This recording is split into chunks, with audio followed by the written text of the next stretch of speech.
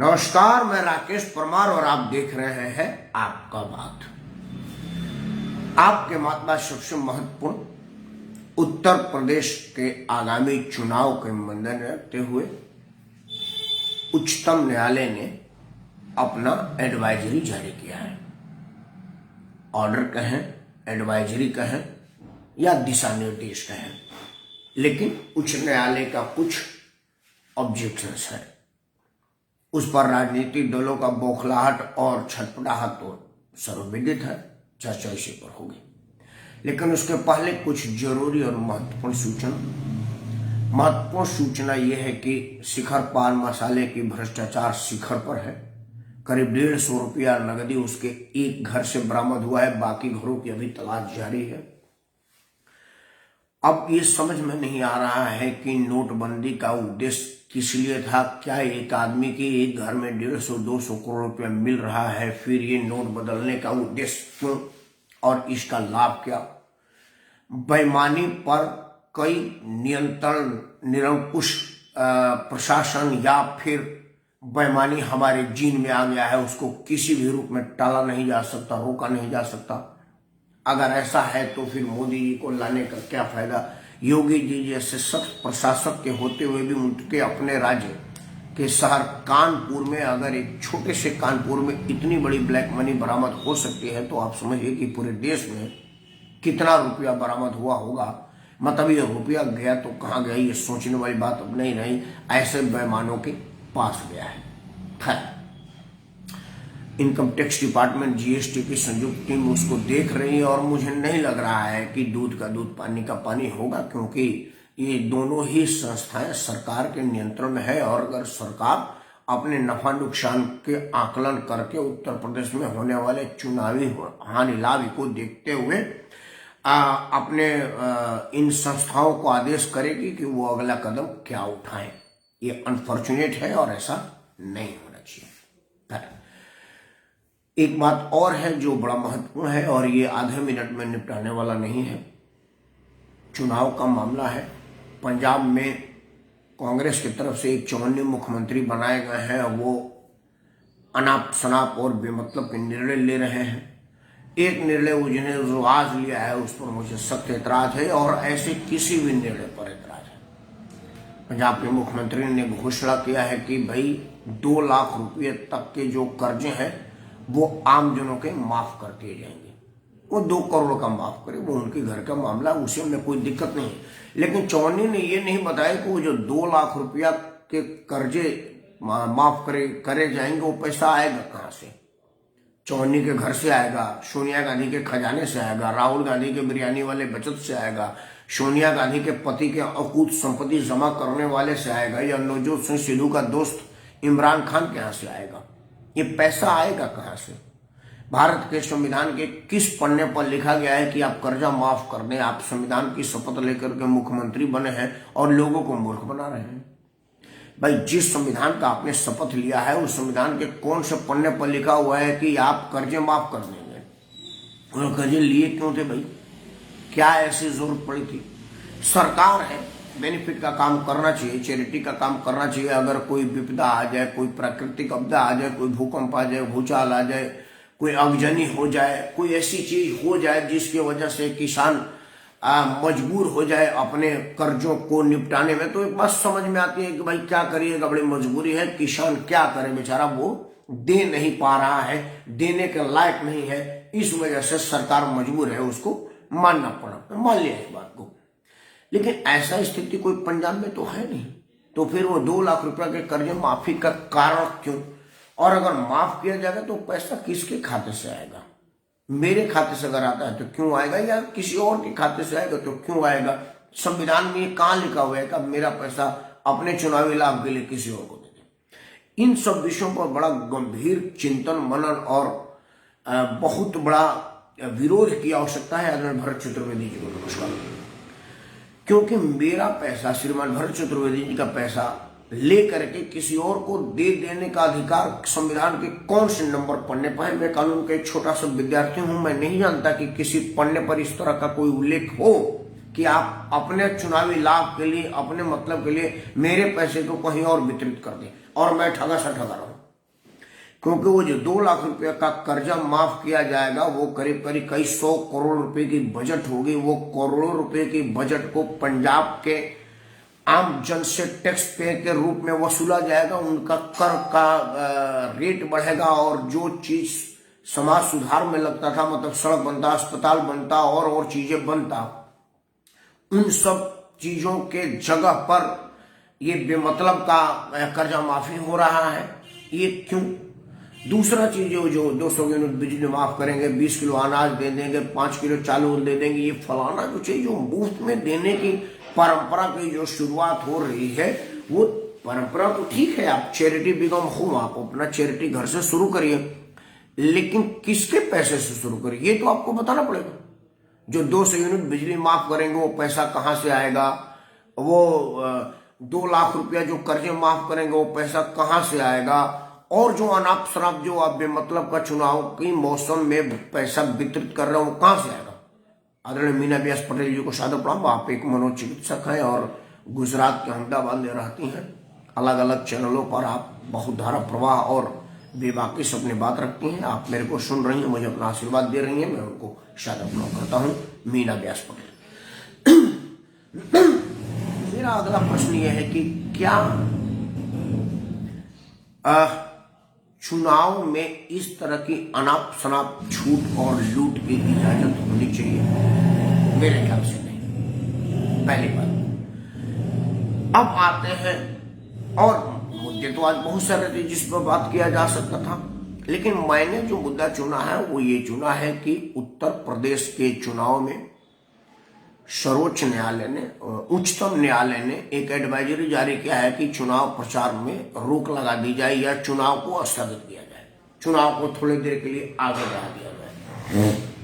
इस पर समाजवादी पार्टी के शिवपाल यादव, रामगोपाल यादव ने कड़ा ऐतराज दर्ज किया है और बाकी के भी छुट भैया नेताओं ने अपने अपने विरोध दर्ज किए हैं। अब मेरा प्रश्न यह है कि चुनाव अभी हो रहे हैं, होने चाहिए, क्योंकि एक संवैधानिक प्रक्रिया है। 5 साल का कार्यकाल आपने पूरा किया है, आप जनता के अदालत में जाइए और एक बार पुनः अपने लिए जनादेश लेकर के आइए, और अगर आप जनादेश लेकर के आने में असफल रहते तो अपने घर जाइए, यही बना हुआ है। तो संवैधानिक मजबूरी है कि आपको चुनाव में जाना पड़ेगा और चुनाव करवाना पड़ेगा, तभी तो चुनाव में जाएंगे।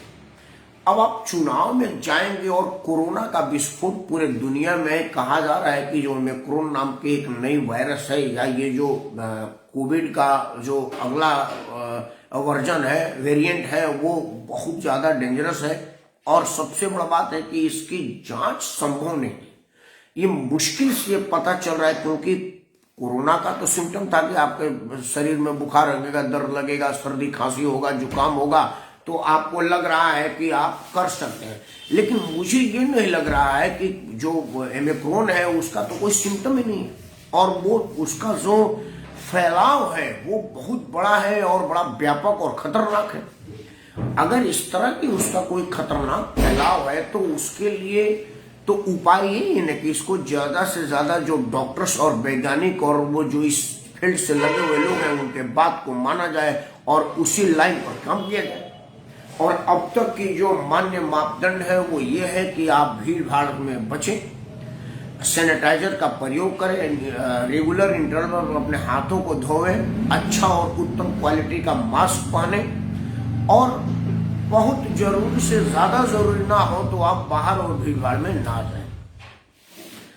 जब राज्य में चुनाव प्रचार होगा तो ये सारी चीजें टूट जाएंगी, क्योंकि इसके पहले हमने बिहार का चुनाव, पश्चिम बंगाल का चुनाव, हिमाचल का चुनाव और भी जो चुनाव हुए हैं हमारे 5-6 राज्यों में, आंध्र प्रदेश, तमिलनाडु का चुनाव हुआ है, उनमें हमने देखा है कि हमने भीड़ भाड़ को कंट्रोल नहीं किया, बल्कि हमारे नेतागण, चाहे वो देश के प्रधानमंत्री हो, गृह मंत्री हो, पार्टी अध्यक्ष हो, नेता विपक्ष हो, वो सबके सब एक ही मांग कर रहे थे कि हमारे रैली में भीड़ कम क्यों आई, 10 लाख लोग क्यों आए, 15 लाख लोग क्यों नहीं आए, 20 लाख लोग क्यों नहीं आए, 50 लाख लोग क्यों नहीं आए।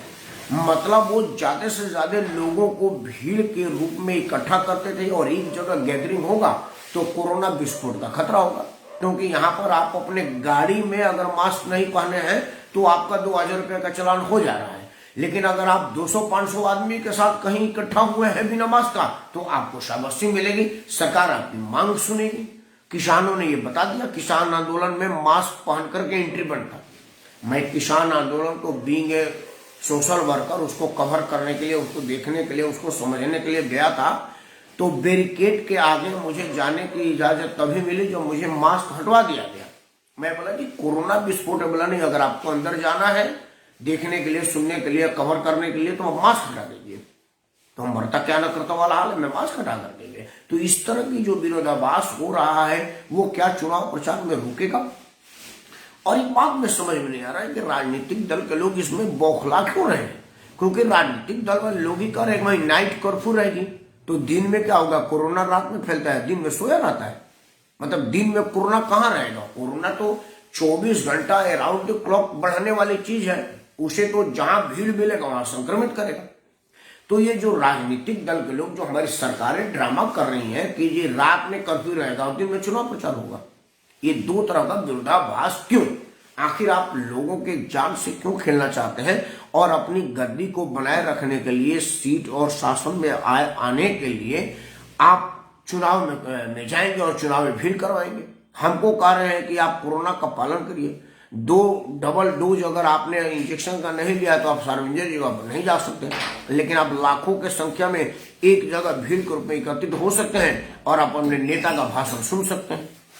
इन सब चीजों को देखने के बाद, इन सब चीजों को समझने के बाद एक ही बात समझ में आ रहा है कि भाई अगर आप राजनीतिक शख्सियत है तो आपको कुछ भी बकवास करने की इजाजत है, कुछ भी कहने की इजाजत है और कुछ भी बोलने की इजाजत है। मैं इन्हीं सब विषयों पर एक बार आपका ध्यान आकर्षित करना चाहूंगा और इस विषय पर आपसे चाहूंगा कि क्या इन सब विषयों पर एक मुश्त हो करके विरोध या एक राय हो करके कोई आम राय बनाने का प्रयास नहीं होना चाहिए? चुनाव में भीड़ हो ना हो, उसका कोई और विकल्प हो, इस विषय पर विचार नहीं किया जा सकता? जो इन चीजों को समझने वाले लोग हैं, जिनको इस चीज की समझ है, उन लोगों से राय नहीं लिया जा सकता। और सबसे महत्वपूर्ण बात कि अगर मान लीजिए 2-4-6 महीने के लिए चुनाव आगे बढ़ जाता है तो कौन सा आसमान फट जाएगा, कौन सा भूचाल भूकंप आ जाएगा? भाई 6 महीने जोगी जी और सही, अगर आप जोगी हटा करके राष्ट्रपति शासन लगवा दीजिए कि भाई जोगी जी आप हटिए, राष्ट्रपति महोदय का शासन गवर्नर के माध्यम से होने दीजिए। मुझे नहीं लग रहा कि ये किसी तरह का कोई इसमें कोई बहुत बड़ा अड़चन आने वाला है। बिहार में भी हुआ था, एक सुबुगाहट थी कि हो सकता है चुनाव आयोग या हाई कोर्ट, सुप्रीम कोर्ट चुनाव पर अपना कोई राय दे दे, तो कोर्ट का सम्मान के नाम पर हम उसको आगे डिसोन कैसे करेंगे? और अगर ऐसा आता है तो क्या नीतीश कुमार बुरा नहीं मान जाएंगे राष्ट्रपति शासन के लिए? क्योंकि एक आम राय हम जैसे राजनीतिक विश्लेषकों को कहना था कि शायद नरेंद्र मोदी ये चाहेगी सरकार कि भाई वहां पर राष्ट्रपति शासन लागू हो जाए। राष्ट्रपति शासन का मतलब केंद्र के नेतृत्व में सरकार। तो नीतीश कुमार इस बात को नहीं चाहते, क्योंकि सत्ता में बने रहने के लिए सत्ता पर नियंत्रण जरूरी है, और सत्ता पर नियंत्रण सत्ता के प्रशासनिक अमले के साथ ही होगा। अगर आप मुख्यमंत्री नहीं रहेंगे तो प्रशासनिक अमले पर से आपका नियंत्रण हट जाएगा, तो फिर आप कुछ कर नहीं पाएंगे। अगर कुछ करना चाहते हो तो शायद नीतीश कुमार इसको नहीं मानते, तो उस वक्त लगा कि सरकार को झुकना पड़ेगा और झुकी गई। लेकिन अभी जो सरकारें हैं वो तो सब केंद्र सरकार की अपनी सरकार है। जैसे मोदी जी के ही पार्टी का योगी जी वहां पर शासन चला रहे, भारतीय जनता पार्टी का सरकार है वहां पर, तो नरेंद्र मोदी क्यों नहीं योगी जी को कहते हैं कि योगी जी चुनाव के विषय में सोचिए, अगर चुनाव आयोग को से राय लीजिए और जो उच्च न्यायालय ने निर्णय दिया उसको बताइए। क्योंकि अगर ओमिक्रॉन फैल रहा है और उच्च न्यायालय ने कुछ एडवाइजरी दिया है तो अपने मतलब पर हम कहते हैं कि हमें अदालत का सम्मान है, और अगर कहीं अपना मतलब प्रभावित हो रहा है तो हमको अदालत का अपमान करने में कोई दिक्कत नहीं है। इन विषय पर बहुत गंभीरता से विचार होना चाहिए और हम सब लोगों को इस पर बड़ी चिंता होकर के, बड़ी चिंतित होकर के सोचना चाहिए। आज 2 महत्वपूर्ण बात है। अपना वीडियो बंद करने के पहले इन चीजों पर रख देता हूं। सबसे पहले कि उत्तर प्रदेश के कानपुर शहर में शिखर पान मसाला बनाने वाले कंपनी के पास के एक घर में से अगर 150 करोड़ मिलता है तो क्यों ना पूरे भारतवर्ष में आयकर विभाग को कर और बड़ी कार्रवाई के लिए छूट दे दी जाए, प्रोत्साहित किया जाए, क्योंकि अंततः वो जो काला पैसा आएगा वो मेन स्ट्रीम में आएगा तो भारत सरकार के ही काम आएगा। क्योंकि 150 करोड़ एक जगह सड़ रहा था, अब 150 करोड़ भारत सरकार के खजाने में आएगा तो कोई लोक लुभावन नारे में जाएगा, कोई जनहित के काम में जाएगा, कोई राष्ट्र के विकास में जाएगा। तो 150 करोड़ एक आदमी के पास है तो और लोगों के पास कितना है? फिर वो नोटबंदी का क्या लाभ हुआ, ये मोदी जी समझाएंगे आकर के। दूसरा, पंजाब के मुख्यमंत्री हो या दिल्ली के मुख्यमंत्री हो या और भी जो लोग हों, वो जो मुफ्त मुफ्त मुफ्त का बात करते हैं, वो मुफ्त देते हैं तो लेते कहां से? क्योंकि दिल्ली में 200 यूनिट बिजली मुफ्त है तो हम जैसे लोग जो 200 से ऊपर देते हैं उनका दाम बढ़ा दिया गया है। मेरे कार पार्किंग के लिए एक कमर्शियल मीटर लगा हुआ है, चूंकि शटर है गाड़ी के पार्किंग के लिए तो मेरा शटर है तो बिजली विभाग कहता है कि ये कमर्शियल हो गया। हमने बोला चलो ठीक है, और 390 रुपये महीने का उसका किराया आता है। मतलब अगर आपका 200 यूनिट है तो मुफ्त है, और आपका 0 यूनिट है तो आपको 390 रुपये देना पड़ेगा। इस तरह की इनडायरेक्टली लूट दिया जाता है। मतलब 200 यूनिट का छूट देने के लिए 2000 यूनिट की लूट होती है, ये आम जन को कब समझ में आएगा? लेकिन हमारे देशवासी ये कहते हैं कि मेरा तो 200 छूट हो रहा है, 90 मार का लूट हो रहा है, हमको क्या मतलब है? इस चीज से अलग हटना पड़ेगा और हमारे देश के सर्वोच्च न्यायालय को या उच्च न्यायालय को इस विषय पर एक एडवाइजरी जारी करनी पड़ेगी। क्योंकि जब तक यहाँ पर सरकारी डंडा या कोर्ट का डंडा नहीं चलता तब तक हमारे लोग उस विषय को ना तो सुनना पसंद करते हैं ना सुनना चाहते हैं। क्योंकि केजरीवाल 200 यूनिट बिजली का मुफ्त दे रहा है और हम जैसे लोगों से 2000 यूनिट की लूट मचा रहा है। मतलब बिजली कंपनियों को खुली लूट की छूट दे रखा है। इन विषय पर इस गंभीर और गूढ़ पहलू को समझना पड़ेगा। सीधा सा गणित है कि भाई आप जो छूट दे रहे हैं तो ला कहां से रहे हैं? भारत के संविधान के कौन से नंबर पढ़ने पर लिखा है कि आपको किसी चीज की छूट और मुफ्त में देने की इजाजत मिल जाती है मुख्यमंत्री, प्रधानमंत्री और केंद्र में मंत्री होने के नाते? और अगर आपने संविधान के उस पढ़ने का उल्लेख नहीं किया है तो आप पर संविधान के उल्लंघन का केस क्यों न किया जाए और क्यों न माना जाए कि आप संविधान की शपथ लेकर के संविधान विरोधी काम कर रहे हैं? वही हाल पंजाब के मुख्यमंत्री चन्नी का है। चन्नी तो लगातार झूठ पे झूठ बोले जा रहे हैं।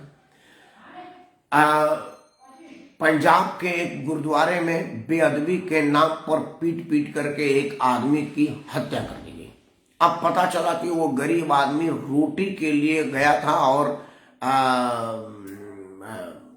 भंडारे में से रोटी ले लिया था। वहां के पुजारी को इतना बुरा लगा कि उसको पीट पीट करके मार दिया, और जब उसकी हत्या हो गई तो उसने तुरंत बेअदबी का मामला डाल दिया और लोग भड़क गए और दंगा फसाद होने का खतरा आ गया।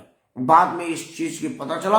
पहले मुख्यमंत्री कह रहे थे, कल के मेरे वीडियो में मैंने मुख्यमंत्री को लालच मनाद भी भेजा था। मुख्यमंत्री ने कहा था कि भाई मजीठिया के विरुद्ध ड्रग का केस का FIR हुआ है और ये 2 जगह बेअदबी और आज बम ब्लास्ट हो गया है। और वही मुख्यमंत्री आज कह रहे हैं कि जी बेअदबी जैसी कोई बात हुई नहीं है, वहां के पुजारी ने ही बदले की भावना से उस आदमी की पिटाई की है, हम इसको वापस लेते हैं, हम खेद व्यक्त करते हैं। और पंजाब के DGP ने सार्वजनिक कहा कि I am extremely sorry, innocent man has been killed by my police and by the someone else. ये पंजाब के DGP को आकर के कहना पड़ रहा है। तो इस बेअदबी की, जो कि इंसान के साथ बेअदबी हुआ है, इस पर क्या चन्नी पर केस बनता है और नवजोत सिंह सिद्धू पर केस बनता है, ये आम पंजाब की जनता बताएगी। क्योंकि अमृतसर में बेअदबी का एक झूठा मुकदमा लगा करके एक मंदबुद्धि आदमी को मार दिया गया और देश में आतंकवाद फैलाने का प्रयास किया गया। तो क्यों ना इस देश पर आतंकवाद बढ़ाने का केस नवजोत सिंह सिद्धू पर, पंजाब के मुख्यमंत्री पर और लोगों पर हो जाए। उसमें अरविंद केजरीवाल ने भी कहा था कि ये कुछ खास लोगों की खास राजनीति है, खास समुदाय को टारगेट किया जा रहा है, जबकि बात खुल गया। इस विषय पर भी गंभीरता से विचार होनी चाहिए। और तीसरा और सबसे महत्वपूर्ण विचार है कि अगर उच्च न्यायालय ने उत्तर प्रदेश और राज्य के और चुनाव पर रोक लगाने की कोई एडवाइजरी दी है तो उस पर गंभीरता पूर्वक विचार होना चाहिए और विशेषज्ञों का राय लेना चाहिए। जैसे मीना व्यास पटेल है, मनोचिकित्सक है, इनको साइकोलॉजी का ज्ञान है, इनको साइकोलॉजिकल पॉइंट ऑफ व्यू से बात करना चाहिए। और लोग जो है, जिन लोगों को उसकी तकनीकी चीज की ज्ञान हो, जैसे हमारे वैज्ञानिक हैं, डॉक्टर हैं, और भी जो लोग आयुर्वेद से जुड़े लोग हैं, वैद्य यूनान से जुड़े लोग हैं, मतलब चिकित्सीय फील्ड में रहने वाले लोगों की राय ली जानी चाहिए। उनसे पूछा जाना चाहिए कि भाई भीड़ भाड़ से बचाव के क्या उपाय है जिससे ये ओमिक्रॉन का फैलाव रोका जा सकते हैं और लोगों को बीमारी में झोंकने से रोका जा सकते हैं। इन सब विषयों में विचार होना चाहिए और बेमतलब हुआ हुआ करने से कुछ नहीं होने वाला है, क्योंकि अंततः जान हमारी प्यारी है। सरकार के लिए, दुनिया के लिए आप एक नंबर है, लेकिन आप अपने परिवार के लिए पूरा संसार है। संसार कहेगा कि कोरोना में एक मरा, लेकिन अगर आपके परिवार का तो पूरा संसार उजड़ जाएगा आपके एक मरने से। तो जान आपका प्यारा है। अगर सरकारें नहीं मानती हैं, चुनाव पर अडिग रहती है और चुनाव करवाती है, तो मैं आपसे हाथ जोड़कर प्रार्थना करता हूं कि आप चुनावी रैलियों में ना जाएं, उसका बहिष्कार करें। संभव हो सके तो पूरा चुनाव प्रणाली का ही बहिष्कार करें, चुनाव प्रक्रिया का ही बहिष्कार करें, क्योंकि कहें कि आपको तो अपनी सरकार बनानी है या बचानी है, इसलिए चुनाव करवा रहे हैं। मुझे तो मेरी जान प्यारी है, मुझे तो अपनी जान बचानी है, इसलिए मैं भीड़ में नहीं जा रहा हूं। इस विषय पर जरूर गंभीरतापूर्वक राय हो, गंभीरतापूर्वक चर्चा हो और खुली चर्चा हो, तब जाकर के नेताओं को होश ठिकाने आएगा और वो जनहित पर विचार करेंगे, स्वहित को नहीं करेंगे। इन्हीं शब्दों के साथ मैं राकेश परमार, जो लोग अब तक सुन रहे हैं उनको, और जो लोग कल इसको शेयर करेंगे और कल देखेंगे उनको भी बहुत बहुत धन्यवाद, साधुवाद के साथ प्रार्थना करता हूं कि कृपया इस चैनल को सब्सक्राइब करें, इस वीडियो को लाइक करें और अपने सभी समूह में वितरण करें। जय हिंद, वंदे मातरम।